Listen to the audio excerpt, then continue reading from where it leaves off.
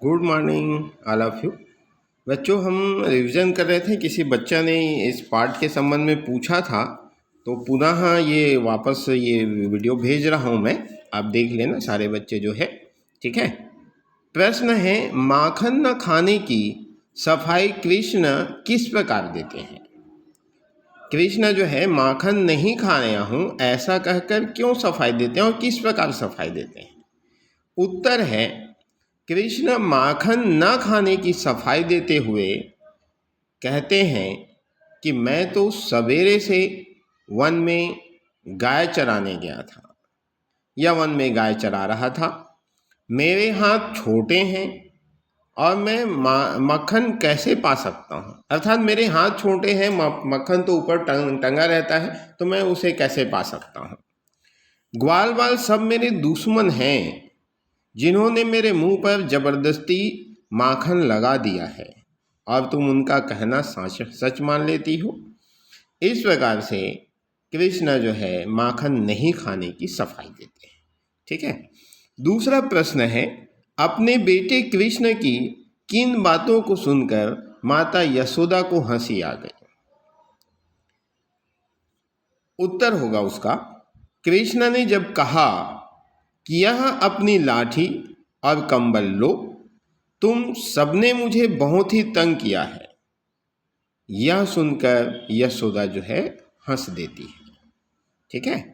और अगला प्रश्न है, काग तेरी चोंच को सोने से मड़वा दूंगी, कौशल्या कौवे को संबोधित करती हुई यह क्यों कहती है। उत्तर होगा, प्राचीन मान्यता है कि कौवा किसी की बात के कहने पर उड़ जाता है, ठीक है, तो वह बात सच हो जाती है।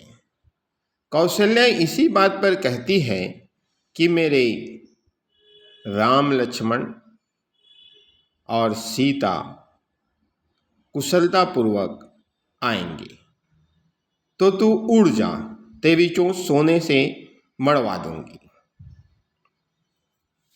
इस प्रकार से प्राचीन मान्यता को यहाँ बताया गया है, ठीक है। आगे प्रश्न है, रसखान के ब्रजभूमि से प्रेम के 2 उदाहरण लिखिए या बताइए। उत्तर होगा, मनुष्य बनूं तो ब्रज के गोकुल के गांव में ग्वालों के बीच निवास करो। यहाँ पर रसखान जी कामना करते हैं, अगर मनुष्य रूप में जन्म देना है तो हे ईश्वर, मैं गोकुल के गांव में एक जन्म लूं और वहाँ के ग्वालों के बीच निवास करूं, उनके साथ खेलूं। दूसरा बात कहता है वो, पशु बनूं तो नंद बाबा की गायों के साथ चरूं। अगर पशु रूप में जन्म देना है तो इसी ब्रज में जन्म देना, ताकि मैं नंद बाबा के गायों के साथ चर सकूं, ठीक है। और अगला बात है, ज्ञान खड़ग त्रिगुण को मारे से धर्मदास जी का क्या आशय है। उत्तर होगा, ज्ञान खड़ग त्रिगुण को मारे से धर्मदास जी का यह आशय है कि ज्ञान खड़ग रूपी त्रिगुण से 5 25 चोर अर्थात दुर्गुणों को मारना चाहिए, ठीक है। प्रश्न अगला है, धर्मदास ने बंदी छोर किसे कहा है और क्यों। धर्मदास जी ने बंदी छोर कृष्ण को कहा है क्योंकि वह तीनों लोकों के स्वामी है, ठीक है। और अगला प्रश्न है, माँ अपने बच्चों के कुशल मंगल के लिए क्या क्या करती है। उत्तर, माँ अपने बच्चों के कुशल कामना के लिए या कुशल मंगल के लिए उपवास रखती है, व्रत रखती है या दान पुण्य करती है या मंदिर देवालय जाकर, तीर्थ स्थल जाकर अनेक मन्नतें मांगती है, ठीक है। तो बच्चों, आज के लिए इतना ही। धन्यवाद।